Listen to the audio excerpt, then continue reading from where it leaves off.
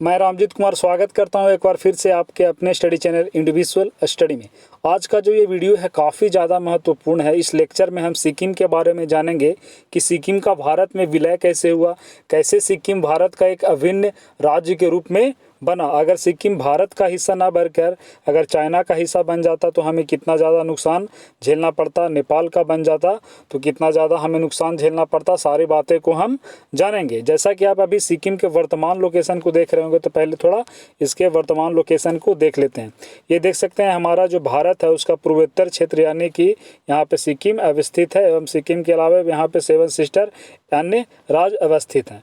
तो सिक्किम के जैसा लोकेशन है, आप देख सकते हैं। इसके पूर्व में भूटान है जो शुरू से ही हमारा प्रिय मित्र रहा है। इसको कई बार चाइना अपनी तरफ लुभाने की कोशिश किया है लेकिन उसमें यह विफल रहा है और भूटान भारत के साथ बना हुआ है। लेकिन देख सकते हैं बगल में इसके पश्चिम में, सिक्किम के पश्चिम में नेपाल को देख सकते हैं। नेपाल काफ़ी चालाक है, हमेशा यह दोहरी नीति अपनाता है। चूँकि इसकी जो लोकेशन है देख सकते हैं, नेपाल का ऊपर में तिब्बत यानी कि यह चाइना का पार्ट है तो हम कह सकते हैं इसके नॉर्थ में चाइना है और यहाँ साउथ में देख सकते हैं यह इंडिया है। तो इसकी यहाँ जिस प्रकार की सत्ताधारी होती है अर्थात जिस प्रकार की सरकार चुन के आती है, अभी जो वहाँ पे केपी शर्मा ओली का सरकार है वह जो चीनी में सरकार है मार्क्सवादी का, उसी प्रकार थोड़ा रिलेटेड है तो उसकी ओर थोड़ा ज़्यादा झुकाव है। तो चीन के प्रति अभी थोड़ा ज़्यादा उनका झुकाव है, लेकिन हमेशा यह अपनी दोहरी नीतियों के कारण क्या तो नेपाल खबरों में रहता है यह इन दोनों देशों के साथ। तो चलिए हम इन दोनों के लोकेशन के देख लिए। अब हम थोड़ा जानेंगे कि सिक्किम का कितना महत्वपूर्ण था भारत में मिलना। अगर नहीं मिलता तो कितना भारत को नुकसान का सामना करना पड़ता। जैसा कि आप देख सकते हैं जो हमारा पूर्वोत्तर क्षेत्र है वहाँ पर एक्सेस के लिए यहाँ पर एक रास्ता है, इसे देख सकते हैं। इसे ही कहते हैं सिलीगुड़ी कॉरिडोर। ये देख सकते हैं काफ़ी पतला है, 21 मील है लगभग इसकी चौड़ाई। तो यह काफ़ी संकरा क्षेत्र है। इसे चिकन नेक से भी ना जानते हैं क्योंकि देख सकते हैं चिकन का नेक काफ़ी पतला होता है, तो उसी तरह इसे बताया गया। चूँकि देख सकते हैं ऊपर में सिक्किम हो जाता है, इधर पूरा बांग्लादेश का पार्ट हो जाता है, तो ये वाला क्षेत्र काफ़ी पतला हो जाता है। चाइना अक्सर हमेशा उसकी सोच यही रही है कि भारत के इस क्षेत्र को कैसे भी करके काट लिया जाए ताकि इसके जितने भी पूर्वोत्तर के क्षेत्र हैं, अरुणाचल प्रदेश है, यहाँ पे असम हो गया, मिजोरम हो गया, जितने मेघालय हो गया, सभी को क्या किया जाए तो इसको भारत से काट लिया जाए, ऐसा उसका प्रयास रहा। इसी कारण यहाँ पे लगातार पेट्रोलिंग होते रहता है। असम राइफल हो गया, हमारे बीएसएफ हो गए, साथ ही जो यह जो क्षेत्र है वह पश्चिम बंगाल में पड़ता है चिकन नेक वाला, तो वहाँ के भी जो पुलिस है लगातार पेट्रोल करते रहती है। तो इसके बारे में हम भी थोड़ा डिटेल में जानेंगे। अब चलिए हम जानेंगे कि सिक्किम के जो विलय हुआ उससे संबंधित थोड़ा डिटेल में जानते हैं। तो चलिए सिक्किम के बारे में थोड़ा और डिटेल यहाँ पे देख सकते हैं। जैसा कि आप सिक्किम के लोकेशन को थोड़ा और बड़े मैप में देखें तो ये देखिए सिक्किम अभी इसी के बारे में बताया जा रहा था। सिलीगुड़ी कॉरिडोर इसी को काटने की बात करता है। तो यहाँ पे देख सकते हैं यहाँ पे चुम्बी वैली और ये छोटा क्षेत्र देख रहे हैं यही है डोकलाम। जो डोकलाम में अभी कुछ दिन पहले देखे होंगे कि स्टैंड ऑफ बना हुआ था किनके बीच, तो चाइनीज़ आर्मी और इंडियन आर्मी के बीच। किसको लेकर? भूटान को लेकर, क्योंकि जो चाइना है यहाँ तक रोड बनाना चाहता है। तो आप देख सकते हैं चाइना की हमेशा से यही चाल रहती है वो कैसे भी करके इस क्षेत्र में यहाँ तक सड़कें बना लिया जाए। क्योंकि तिब्बत अब चाइना का पार्ट हो गया तो अगर यहाँ तक सड़कें अगर बनाने में कामयाब हो जाता है चाइना तो उसको एक्सेस मिल सकता है कहाँ पे? तो ये देख सकते हैं जो हमारा क्षेत्र है ये सिलीगुड़ी कॉरिडोर, वहाँ तक आसानी से अपने सामान को अगर युद्ध जैसी स्थिति आता है तो चाइना वहाँ पर अपने फौजी या अन्य किसी इक्विपमेंट को यहाँ पर भेज सकता है जिससे इस हिस्सों को काटा जा सके। लेकिन भारत इसीलिए उसे रोकने का काफ़ी प्रयास किया और उसमें सफल भी रहा था। अब चलिए हम थोड़ा देख लेते हैं सिक्किम के थोड़ा और डिटेल के इसके बारे में। देखिए बताया गया है कि सिक्किम सन 1642 ईस्वी में अस्तित्व में आया था। काफ़ी पहले की बात है 1642 का। इसमें क्या कहा जा रहा है कि उस समय फुनत्सोंग नामग्याल को सिक्किम का पहला चोग्याल घोषित किया गया था। तो जैसे कि आपको पता होगा यहाँ पे देख सकते हैं कि जो नामग्याल है यहाँ का राजवंश है और चोग्याल यहाँ के राजा को कहते हैं। तो इन दोनों वर्ड को आप थोड़ा कंफ्यूज नहीं होगा, इसका बार बार वीडियो में यूज़ आएगा। तो देख सकते हैं जो पहला सिक्किम के राजा बने थे वे कौन बने थे? तो फुनत्सोंग नामग्याल। देख सकते हैं यही है, इन्हीं के बारे में अभी बताया जा रहा है। तो वे कौन थे ये देखिए इन्हीं के बारे में बताया जा रहा है।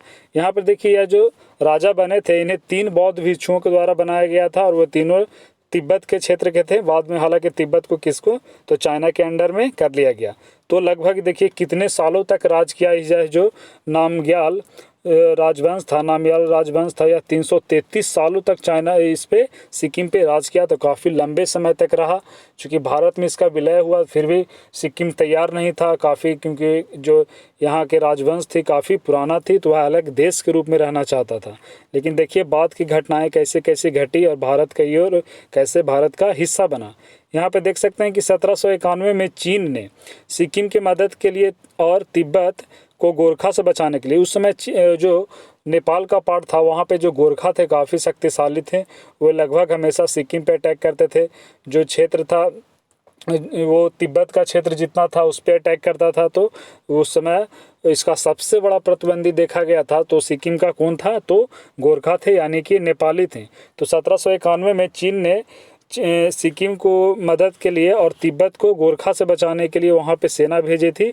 इसके बाद उस समय नेपाल की हार हुई थी और सिक्किम की जो सत्ता थी वो किसके अंडर में चली गई थी, तो वे चीन के एक वंश है किंग वंश, उसी के अंतर्गत में सिक्किम की सत्ता चली गई थी। तो कुछ समय तक जो सिक्किम था वह किसका अंडर में रहा, तो हम देख सकते हैं यह चाइना के अंदर में भी रहा। किसके अंतर्गत, तो वहाँ के किंग जो डायनेस्टी है किंग वंश है उसके अंतर्गत।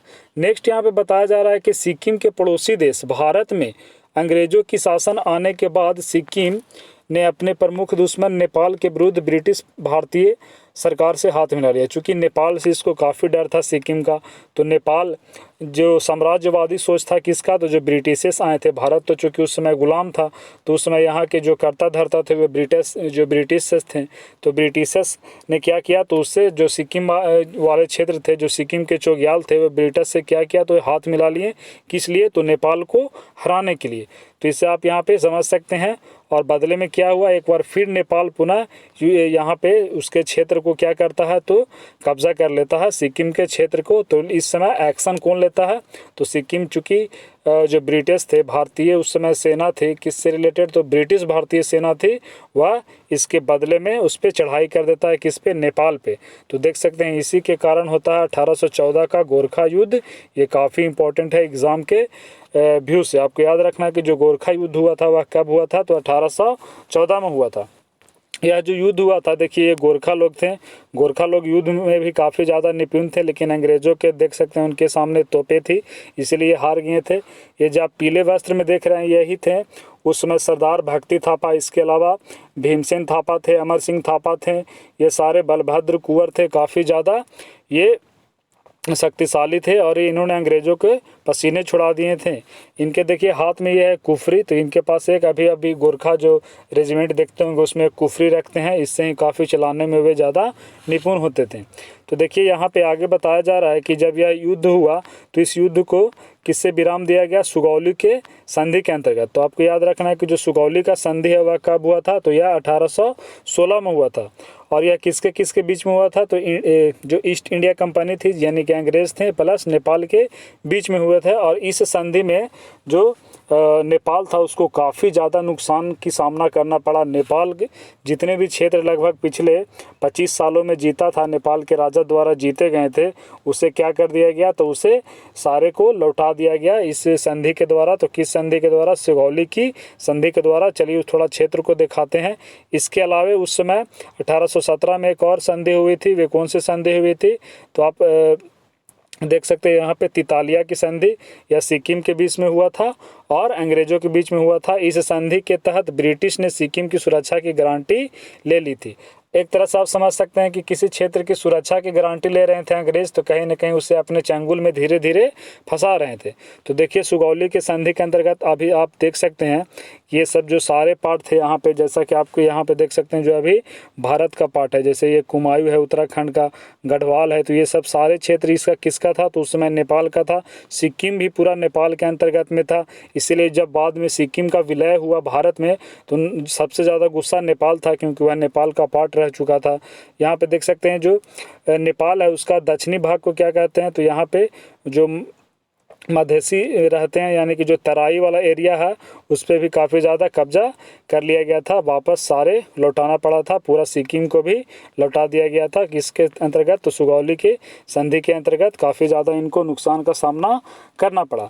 यहाँ पे देखिए बताया जा रहा है कि 1890 के दौर में, इससे पहले थोड़ा आप और जानिए कि चूँकि जो 1857 का युद्ध हुआ था भारत में प्रथम भारतीय स्वतंत्रता संग्राम, उस समय क्या हुआ था? तो ब्रिटिश थे उनकी सहायता किए थे कौन? तो गोरखा सैनिक जितने भी थे, तो बदले में उन्होंने क्या किया था? गोरखा को जो दक्षिणी इलाका था उसको वापस लौटा दिया था सहायता के रूप में, जो कि उन्होंने अंग्रेजों की सहायता किया था।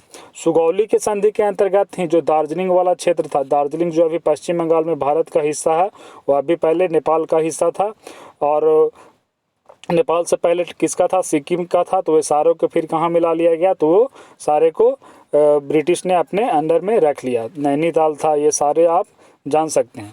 आगे देखिए यहाँ पे बताया जा रहा है कि भारत में सिक्किम राज्य का विलय कैसे हुआ, थोड़ा इसे हम जानते हैं। अब देखिए देश तो आज़ाद हो गया, अंग्रेज यहाँ से चले गए लगभग 1947-48 की बात हम कर रहे हैं। अब उस समय मामला क्या था? तो सारे क्षेत्र को देख रहे थे, कश्मीर को देख रहे थे, हैदराबाद को, जूनागढ़ को, सारे को भारत में क्या किया जा रहा था? तो मिलाया जा रहा था। तो सिक्किम का मामला भी वहाँ पे फंस गया। तो जो उस समय जो तत्कालीन प्रधानमंत्री थे हमारे, वे कौन थे? तो जवाहरलाल नेहरू। तो उनके पास दो विकल्प बच गया कि सिक्किम को या तो भारत में मिला लिया जाए या उसे संरक्षित राज्य जो पहले है वैसा ही दर्जा छोड़ दिया जाए। हालांकि इसके लिए काफ़ी ज़्यादा बहस भी हो गया, ऐसा कहा जाता है। वे सरदार पटेल उसी समय सिक्किम को भारत में मिलाने के पक्ष में थे, लेकिन जवाहरलाल नेहरू थे, उनकी काफ़ी अच्छी इनसे, ये देख सकते हैं उस समय जो चोग्याल थे, इन्हीं के बारे में कहा जा रहा है। तो इनसे जवाहरलाल नेहरू की काफ़ी अच्छी दोस्ती थी। तो जवाहरलाल नेहरू ने इनको नुकसान नहीं पहुंचाया और इनको संरक्षित राज्य के रूप में ही रखा। बदले में संरक्षित राज्य के रूप में रखने के अंतर्गत भारत को क्या हुआ? तो इसके अंतर्गत सिक्किम के जितने भी विदेशी संबंधी मामले थे, राजनयिक मामले थे, यानी कि डिप्लोमेट संबंधी मामले थे, और इसके अलावा सारे क्या कर लिए गए? तो भारत के अंदर उसको रखा गया और बाकी अन्य सारे जो बातें थी वह सिक्किम को दिया गया। तो इतनी महत्वपूर्ण बातें आप यहाँ से जान सकते हैं। यहाँ पे आगे यहाँ पे बताया गया कि 1963 में जो ये तासी नामग्याल थे, इनकी मृत्यु होगी। तो जो तासी नामग्याल थे पहले कहीं भी टूर पे जाते थे या कहीं पे दौरा के लिए जाते थे, तो वो भारत का झंडा ना लगाकर एक अपने सिक्किम राज्य का झंडा लगाकर जाते थे। अपने आप को स्वायत्त यानी कि फ्री किंगडम के रूप में बताते थे, जो भारत की सरकार को कभी रास नहीं आती थी। तो भारत लगभग इसे अपने मिलाने के पक्ष में थी ही। लगभग उसी समय 1962 में भारत चीन युद्ध हो गया, तो आप उसे समझ सकते हैं। जो 1962 में भारत चीन युद्ध हुआ था, उसमें चीन के हाथों भारत को शिकस्त झेलनी पड़ी थी। तो उसी समय कई राजनीतिक विशेषज्ञ हैं, उनके अनुसार बताते हैं कि सिक्किम को भारत में शामिल करना काफ़ी ज़रूरी हो गया था, जैसा कि उसका क्षेत्र आपको दिखाया गया था। तो उसी समय से सिक्किम को भारत में मिलाने की बात चलती रही।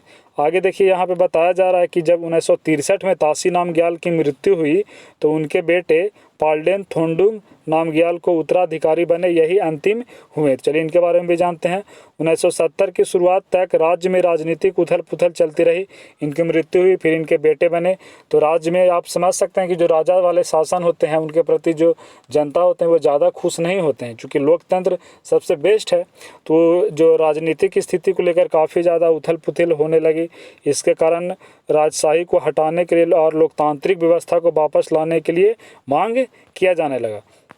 तो यहाँ पे देख सकते हैं वहाँ के चोग्याल ने एक अमेरिकी लड़की होप कुक से, जो वहाँ के अंतिम चोग्याल थे जिनके बारे में अभी बताया गया, पोल्डेन थोंडुंग नामग्याल, वे एक अमेरिकी लड़की होप कुक से शादी किए थे। तो इनके बारे में ये इनका जीवन भी काफ़ी ज़्यादा रहस्यमयी था।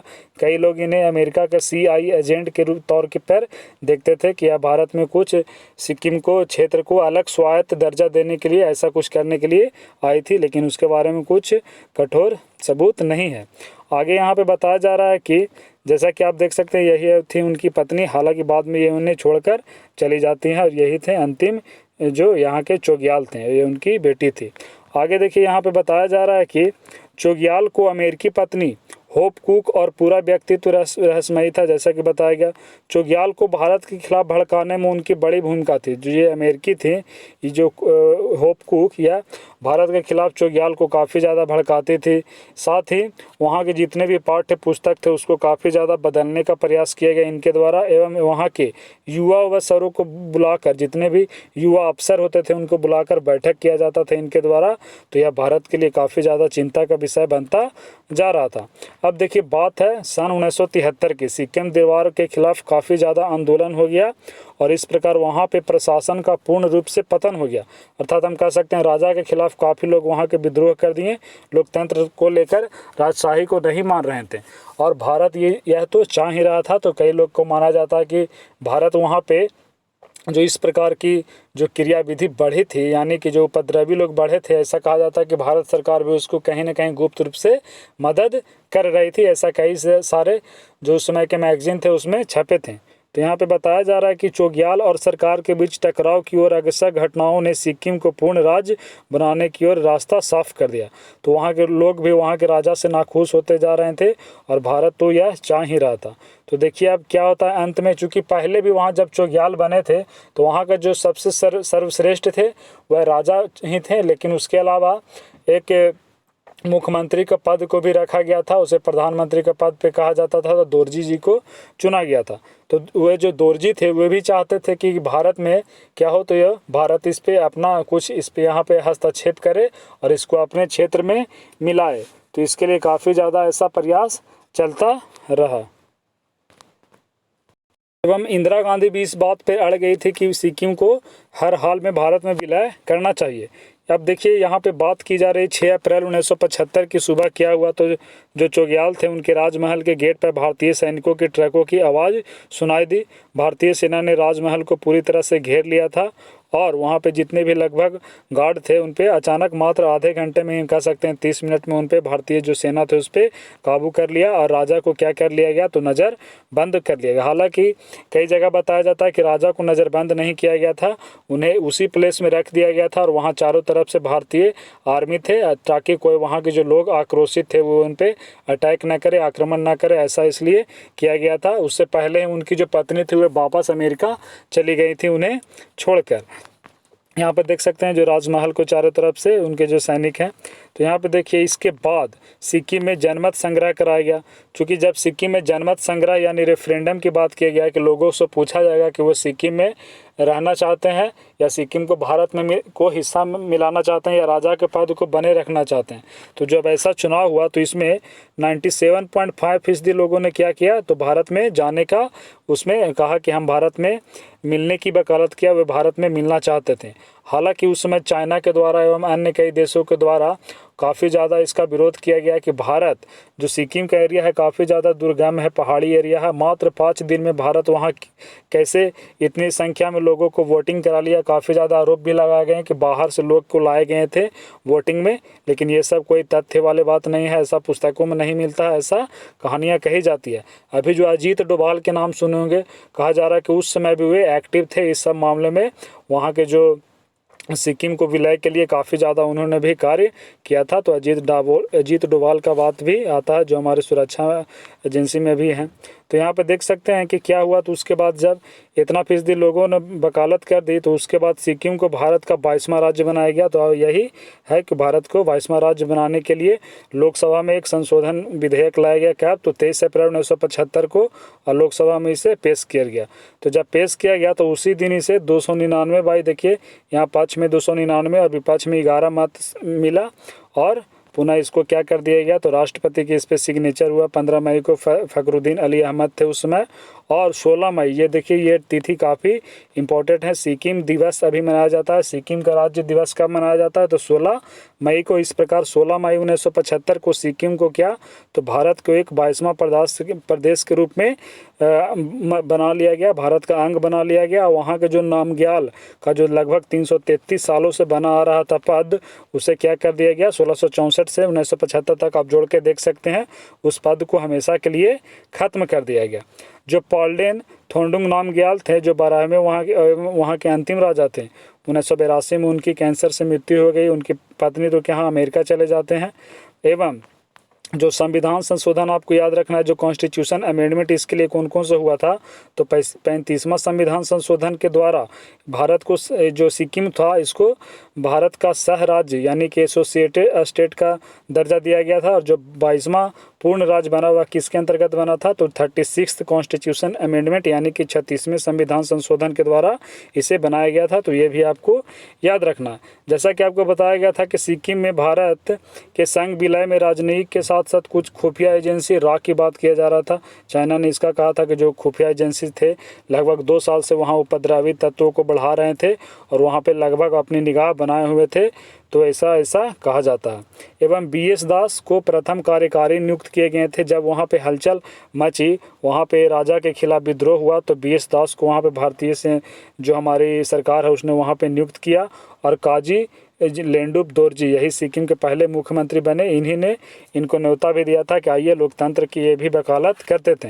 1975 में सिक्किम की स्थिति को बदलने के लिए काजी देख सकते हैं लेंडुप दोरजी थे, उन्हें भारत में सिक्किम की वकालत की थी जैसा कि बताया गया। तो इस प्रकार ये भारत के सिक्किम के प्रथम मुख्यमंत्री बने और BB लाल सिक्किम के प्रथम गवर्नर बने। अब चलिए भारत में विलय का विरोध क्यों होता है। अब हम ये जानते हैं कि जो विलय हुआ उसका कौन कौन से देश विरोध करते हैं। तो सबसे पहले तो चाइना इसका विरोध करेगा ही। तो चाइना इसका विरोध कर रहा था और इसने रूस पे, जो मध्य यूरोप में एक एरिया है चेकोस्लोवाकिया, उस पर रूस ने जिस प्रकार आक्रमण किया था उससे इसकी तुलना की। बदले में इंदिरा गांधी ने भी जवाब दिया और कहा कि आपने जो तिब्बत पे जिस प्रकार का आक्रमण किया है वो भी सही नहीं है। अतः हम कह सकते हैं कि यदि इंदिरा गांधी नहीं होती तो शायद सिक्किम हमारे लिए अभी भी एक विदेश होता, वहाँ भी जाने के लिए हमें शायद वीज़ा लेना पड़ता। यहाँ पे देख सकते हैं हालांकि इन सभी मामलों से नेपाल ना खुश था, यहाँ पे चीन न खुश था, लेकिन भूटान खुश था। भूटान सोच रहा था कि अब सिक्किम को भूटान से जोड़कर नहीं दिखा जाएगा, हम अलग स्वायत्त एक देश के रूप में रहेंगे, हमें सिक्किम से नहीं जोड़ा जाएगा। तो ये अलग देश के रूप में खुश था। यहाँ पे देख सकते हैं नेपाल ने भी सिक्किम का जैसा कि बताया गया काफ़ी ज़्यादा विरोध किया था। अब देखिए भारत और चीन के बीच सिक्किम को लेकर क्या विवाद था, इसे देख लेते हैं। तो चीनी सरकार सिक्किम को भारत में विलय को नहीं मानता था। लगभग बहुत लंबे समय तक उसने नहीं माना और कहा कि भारत ने इस क्षेत्र पे कब्जा कर रखा, जो कि चाइना का यही रणनीति रहा। वह साम्राज्यवादी अपने क्षेत्र को हमेशा बढ़ाना चाहता है। लेकिन अंततः 2003 में जो भारत से जो रिलेशन है सिक्किम को व्यापारिक रिलेशन सुधारने के लिए इसे एक राज्य के रूप में 2003 में स्वीकार लिया और जो नाथुला पास था उसे वहाँ पे बैन कर दिया गया था। जो नाथुला पास देख सकते हैं यहीं पे है नाथुला पास, देखिए। तो इसे 1962 के युद्ध में ही बंद कर दिया गया था। तो ये सिक्किम जाने के लिए यहाँ से रास्ता प्रोवाइड करता है। तो नाथुला पास को पुनः 2006 में खोल दिया गया था। तो ये नाथुला पास आपको भी यहाँ से रिलेट करके याद रखना है। बदले में भारत और चीन के बीच महत्वपूर्ण समझौता हुआ, जिसमें चीन ने एक औपचारिक मानचित्र जारी किया जिसमें सिक्किम को स्पष्ट रूप से किसका भाग दिखाया, तो सिक्किम को भारत का भाग दिखाया। उस समय जो चीन के प्रधानमंत्री थे वेन जियाबाओ और भारत के प्रधानमंत्री मनमोहन सिंह ने इस पर हस्ताक्षर भी किया था। बदले में भारत ने भी तिब्बत को चीन का एरिया स्वीकार लिया था। तो यहाँ पर देख सकते हैं आप, यही है नाथुला पास। तो चलिए यहीं पे वीडियो को समाप्त करते हैं। अच्छा लगा होगा तो प्लीज़ ये पास से लाइक करिए और आगे शेयर भी करिए।